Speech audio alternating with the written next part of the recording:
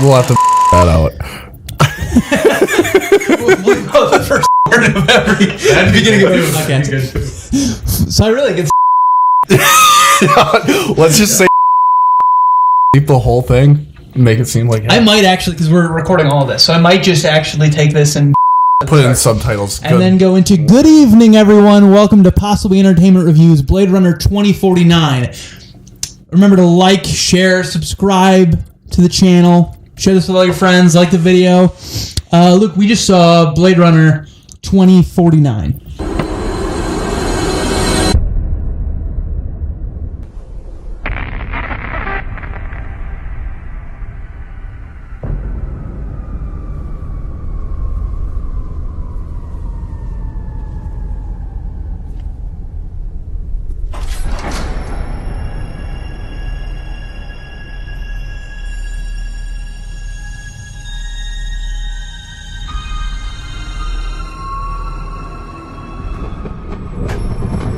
Gay, I can deal with that.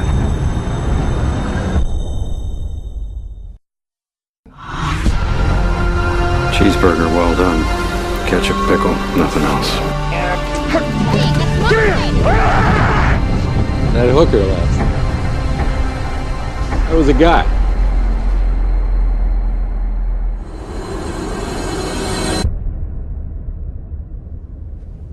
What do you think? It was a movie. It was good, right? Oh, it was very good, actually. I really, really liked the entire thing, and I went in with such high expectations. I love Denis Villeneuve, who's the director, so much. We watched Sicario together. That's a great movie. Prisoners is great. Enemy is great. Arrival is great. He's a really talented director, but I was worried that Blade Runner would be a property that's so hard to make a sequel for, especially in today's age of sequels. But I'm happy to report that I was wrong. What, it's a sequel? It's a sequel. Oh. See, I know. You knew it was a sequel. Yeah, you knew it was a sequel. You didn't see the first one. I didn't know anything about Blade Runner. Didn't know anything about it. And I guess I had pretty high expectations. Just based off the marketing, right? Yeah, off the marketing. They did a pretty good job. I think the trailers are great. I heard a lot online about how the trailers suck, but I strongly disagree. I think the trailers interest me in the movie, and they didn't spoil anything. If you're worried about seeing the trailers and it doesn't spoil anything. No. There's a twist in the second minute of the film that the trailers don't go into at all. Spoilers. Well, okay. First, without going into spoilers, what would you recommend Blade Runner 2049 as someone who hasn't seen the first one? Yeah, absolutely. I wouldn't say it's for everyone. I think there's certain people that, hey, it's not really the action-y movie that you might expect. It's not an action film at all. No. Even though the trailer, I will say this, the trailers paint it as an action film, and it's not. It's slow, and everything is done with intent, and it's definitely beautiful, but if you aren't interested in thinking, if you want to turn your brain off and watch a movie, Blade Runner 2049 is not the movie you want to go and take your family to go see. Actually, it's not a movie you ever want to take your family to go see, ever. Happy birthday. I mean, for me, it was almost eerie. The movie was kind of eerie. Yeah. And it was interesting. It takes you to all these different locations, all these characters, and it's like, wow. Yeah, and I will say, I recommend the movie, obviously. It's shot beautifully. The acting is great throughout. Nothing really matches Rutger Hauer, but what could. Looks great. Acted great. The storytelling is superb, obviously, executed by Denis Villeneuve. What else would you expect? It's really just the complete package, and maybe the best movie that I've seen this year. For sure the best blockbuster that I've seen the entire year. Yeah, it was... Honestly, I was surprised, and when I found out it was like 3 hours, like, oh my gosh, what is this going to be about? There's a lot. I mean, being someone that didn't know anything about Blade Runner, it was just... I mean, I think as someone has like no history with it, not knowing anything about it, they do explain it pretty well. But there are things that you kind of catch on that you're just like, oh, that was probably from the past movies, past shorts, and all that. We'll go into that in a second. But, so for sure, we're both on the recommend you go and see this immediately. if you're a movie fan, yeah, you should definitely watch this movie. Okay, great. So now we can go into spoilers because now I'm really fucking interested. Blade Runner 2049 is amazing, and it's. I don't love Blade Runner. It's slow but not in a methodical way. It's in a boring way, and I think there are so many brilliant things going on in Blade Runner that it does a total disservice to the way it's executed does a disservice to the brilliant portions of the movie. Like 2049, Blade Runner makes you think, and it makes you question a lot of the morals going on in the movie, and it's also beautiful to look at. Probably the most beautiful pre-digital era movie ever. It's fucking stunning. Really wish we would have saw it in IMAX. The new one, yeah, absolutely. 2049 had huge shoes to fill. Huge. Yeah. And I think it does it in every step of the way. The new character, Ryan Gosling, is an android. You find that out in the first couple minutes. And he's a Blade Runner as an android, which raises a ton of questions about Harrison Ford's character in the first movie. And just the way they weave the story in and out of original Blade Runner and what's going on today is brilliant, and not in a Force Awakens kind of we need to settle this up again kind of way, but in a way that feels earned, and at the end is actually kind of beautiful and ties in Blade Runner. I think it makes Blade Runner a better movie, the first one. I want to go back and watch it now, having context, because I like what they did with the characters. I think they finally have closure. Well, yeah, even for me, like, not even seeing the first movie, I definitely want to go back and watch it. And I love Harrison Ford, and I'm glad that they, used him as little as they did in this movie. Which, Part-time. I mean, who was the main Ryan Gosling. Gosling did a great job. He's phenomenal in the movie. And the villain is great too. Jared Leto, I think, has a great performance. What's so interesting about the movie is that it had multiple chances to turn into actions schlock, right? Multiple chances. Yeah, easily. And one that really sticks out in my head is towards the end of the movie when Ryan Gosling is saved by the resistance fighters. And they tell him that he isn't, because the whole movie Ryan Gosling is going off the belief that he is Harrison Ford's child. Yep. He is the first replicant born of birth by birth, instead of being made in a lab. And so he's going on this entire journey thinking that he's the special one, and they tell him he's not, and that he needs to protect this woman that is actually Harrison Ford's daughter. And I thought that at that moment, that was when the movie was going to turn into the replicants rebel, and it's just a giant battle in all of Los Angeles, and it's a huge epic war, and it's not. It handles it very easily. I thought this is where it was going, and I thought I was going to actually start to hate it, but it handled that entire situation so gracefully and well. I'm floored with how good this movie is. Absolutely floored. Really ended on a good note, but does it kind of set it up where there's going to be another Blade Runner now? That's the thing that was interesting to me, is actually I thought there was really no hint of a sequel, which was amazing to me. But for me,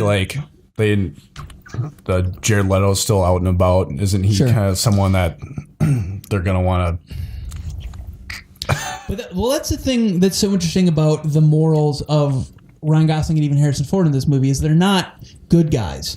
They're not out to fight evil. And Jared Leto for sure is a bad motherfucker in this movie. But he's not, like, the way Ryan Gosling and Harrison Ford are set up, it's not like these guys now have a vendetta against Jared Leto and they're going to do whatever it takes to stop him. True. It just, he exists in this world, and they stopped his plan to fuck with them, and now they're just kind of going to be. Yeah. You know? Yeah. And I love it. I fucking love this movie.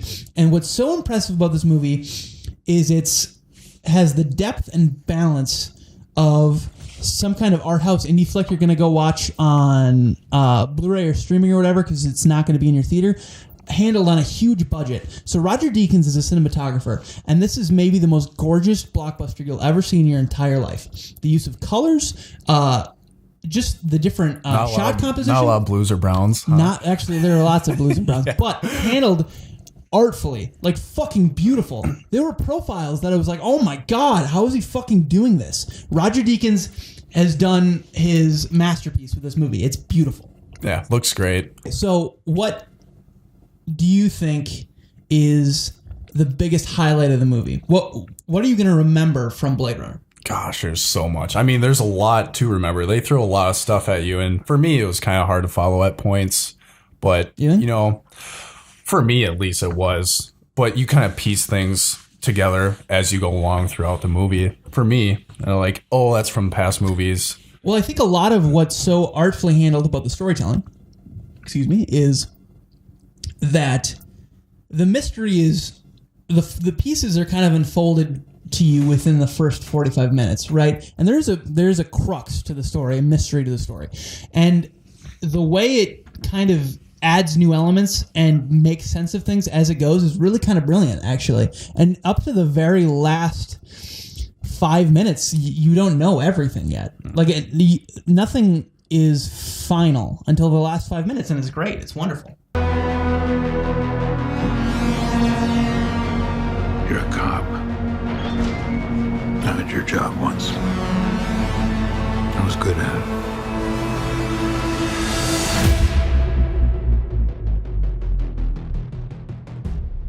I know. So you have some questions about Blade Runner 2049. Yeah, I mean, I had several. First one I think I had was Rachel, which I had no clue. I was so the crux of Blade Runner, the original, it's a detective story about Rick Deckard, who is played by Harrison Ford, a detective, or not really a detective, a Blade Runner who is meant to retire replicants and just fucking kill them. They don't advertise for killers in a newspaper. That was my profession. Ex-cop. Ex-Blade Runner. He meets Rachel, who is a replicant, but the newest model. So all the other models know they're replicants and have 4-year lifespans. She had no idea she was a replicant when he took knew the test. that she was a replicant. He knew, okay. Right. And so they took the test, and they fell in love, and the movie turns into kind of a romance, and they end up together at the end. And it's, whatever. Yada, yada. Blade Runner 2049, apparently he fucked her, got her banged up a little bit. Not banged up as in violent. He loved her. He made sweet love to her. He loved her. He loved her, and she had a baby in her tummy and had it, and that was this chick that we never see. Well, do we see her? Do we? I don't think we do. It's not pink-haired chick, is it? No, it's not pink-haired chick. It was the memory check, wasn't it? Oh fuck! I'm an idiot. Yeah. I even like leave that in there. Don't cut that out. I won't. In the middle of the movie, even I was like, yeah. I mean, I was totally sold on, hey, it's Gosling all the way. That's Harrison Ford's child. Right. Well, the movie sells you on it pretty hard. Yeah, like, yeah. That's the crux of the story. And yeah. I honestly was kind of annoyed watching the first scene, not the first scene, but when they're in Vegas and Harrison Ford and the Goss are talking. And I'm like, oh man, don't make this a fucking father and son bullshit, fucking motherfucker. It's not. No. It's not at all. I fucking love that they avoided that because that's such an easy trope to exploit, and it would have been so awful. And that's the most impressive thing is the movie avoids being awful, even though it had all its opportunities to be awful. Yeah, they did a great job. I love the ending too. Just instead of them just, oh yeah, let's go join this. What, the rebels or the... They're a resistance force. I don't think they give a name to it. If they did, they mumbled it, and everyone mumbles in this movie, so I don't know what half the people said. I mean, obviously, I'm glad Harrison Ford is alive, and Gosling saved him, gave him the opportunity. Hey... Let's talk about that scene. Holy shit. Great. That scene was unbelievable. So, the pacing was perfect in that scene, and the brutality of that scene has stuck with me the entire time thinking about the movie afterwards. When Ryan Gosling is choking out the villainess underwater, it's the most brutal thing you'll ever see on film, and it holds and holds and holds between about 3 different shots for I don't know, a minute and a half. Yeah, it was suspenseful. It fucked me up good.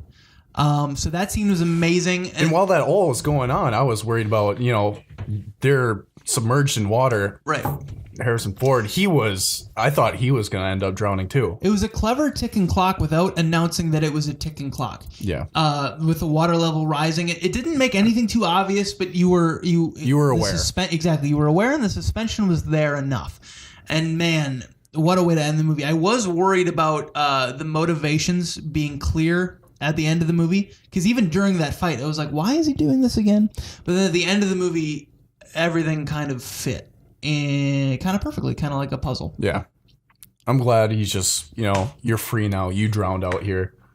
Yeah. Just left at that. There was a lot of beautiful writing in this movie. And when you go back and watch Blade Runner, you'll see that there was a lot of beautiful writing in that movie too, but it was more spotty, where this movie, start to finish, there were so many different ideas to be thinking about, and so many different lines of dialogue and stuff that I am thinking about right now, and I'm sure I won't stop thinking about for a long time. Because everyone remembers Blade Runner. I'm sure you've even heard it, the monologue, all the memories washed away like tears in rain. It's so famous. Never heard it. Never heard it. Or it's too bad she'll die. Or it's too bad she won't live. But then again, who does? Just really fucking famous lines from that movie. I like that. That's a good. Yeah, you're gonna like that movie. One to live by. But then to not even match that, to not even like echo that, but to what I think honestly up the ante on Blade Runner is so amazing. I can't talk enough about how I don't think there's been a single one of these reboots, sequels, this whole era that we're in that was better, except maybe Mad Max Fury Road. I would really have to think about it though, because I do love Road Warrior. It's been a lot of reboots, a lot of sequels lately. So fucking many. And that was the other thing is this movie could have easily been just a rehash of Blade Runner. It could have just been Blade Runner again, but with Ryan Gosling. And this time he has a dad who's Harrison Ford. And it's not that. It's not that at all. I'm glad it wasn't.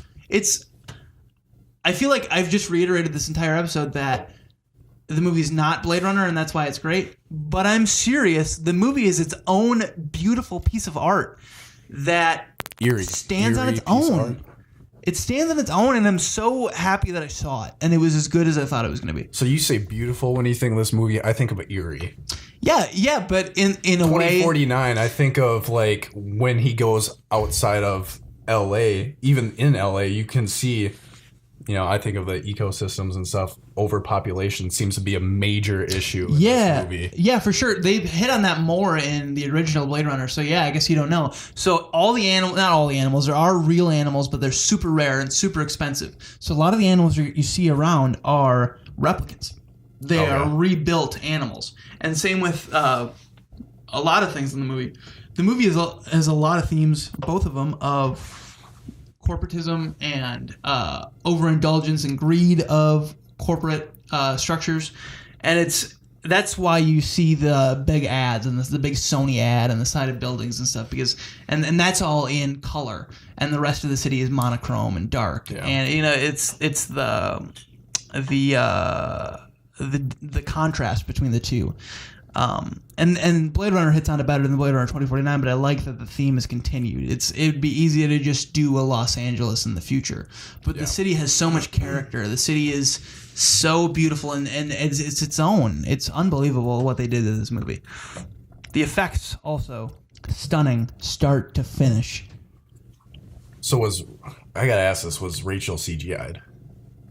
I have to imagine so, right? I think, because I don't know. I'm sorry if any of Rachel's family members are watching this and she is dead. I don't think she's dead. So I would imagine she probably redid the vocal lines, because the vocal lines aren't from the first movie.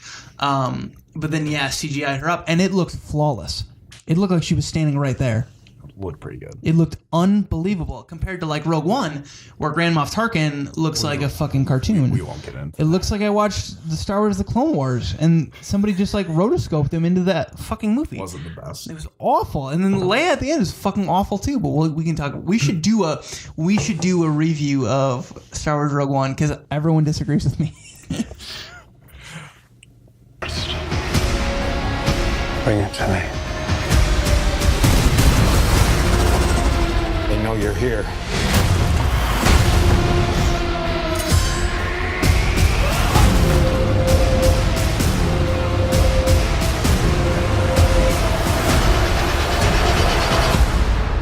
final thoughts, Luke. Blade Runner 2049. Great movie. Awesome. Eerie. Like I said, very eerie for me, but just overall great story. And I was totally following it the whole time. I was invested into it. I like the characters a lot, and I just felt like it wrapped it up well in the end. And I totally enjoyed it. Walking out of the theater, I was like, wow, that was great.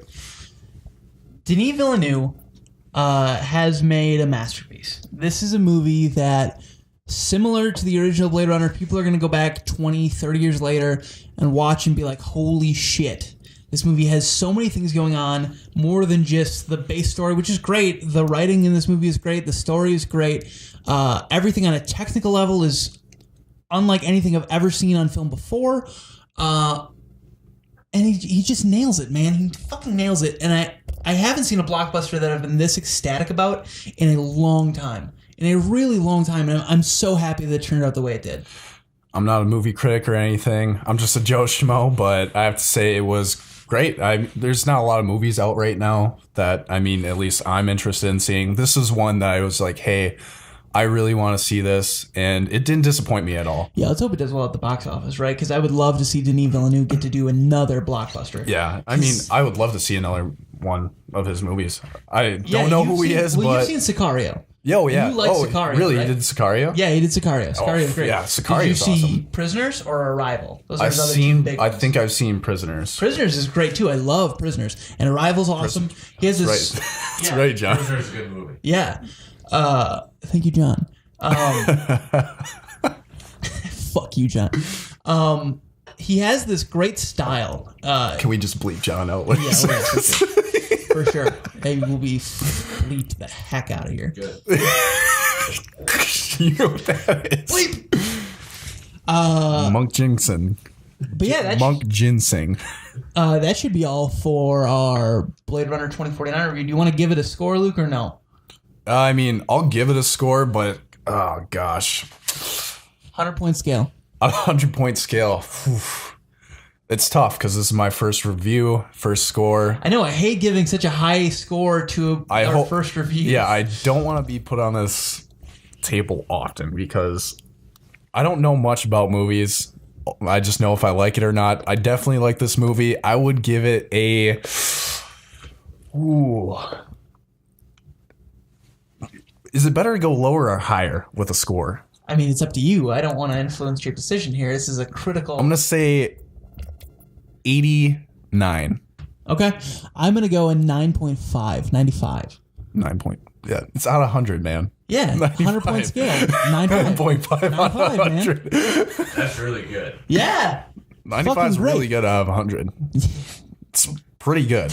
Listen, a 100-point scale doesn't mean that it's like out of... It just means you use... Why out of 100? It means you use 2 digits. It means you use... 9.5. No, because then you would just be 1, 2, 3, 4, 5, 6, 7, 8, 9, 10. That's a 10-point scale. A 100-point scale is you can get into the double digits. 9.5, 8.7, 6.1. We should have talked about this before we did it. 87%. 8.7. 8.7, Let's get our signs out. Does anyone have our 87 signs? are all the same thing. Get the signs We're out. not doing signs. Get the They're just signs pieces out. of paper. 10-point scale, 100-point scale. 10-point scale is 1, 2, John, we're 3, bleeping 4, all 5, this. 6, 7, 8, 9, 10. Point. 1 point. You can't do... That's not a 10-point scale then, because there can only be one digit. Unless it's a 10. Okay, I see what you're saying then. Yeah, okay, so everything I think should be 100-point scale. I agree. 100-point scale is the way to do it. I disagree. We did it, motherfucker. You just scored it. It should be out of Schmeckles. What's a schmeckle? Is that a Rick and Morty thing? Yeah. Yeah, that's right. Get swifty. I can get you a ride down the stairs for 25 Schmeckles.